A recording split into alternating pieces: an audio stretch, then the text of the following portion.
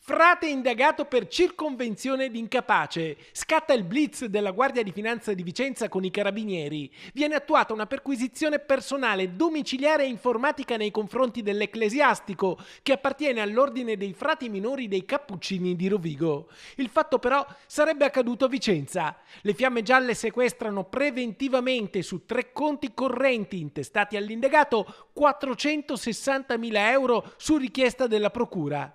L'indagine nasce dall'esposto presentato dal fratello della vittima. Si tratta di un'anziana deceduta quest'anno. Nella fase delle indagini preliminari sarebbero stati acquisiti elementi a sostegno dell'ipotesi accusatoria, per cui il frate, al corrente delle ricchezze dell'anziana signora e approfittando del suo stato di fragilità emotiva e psichica, si sarebbe avvicinato alla vittima allontanandola da parenti e amici. Secondo la ricostruzione degli investigatori, l'uomo, con l'uso di raggiri, sarebbe riuscito a ottenere dalla donna il conferimento di una procura generale che gli avrebbe consentito di operare indisturbato sui beni della vittima, riuscendo anche a farsi nominare erede unico con testamento olografo.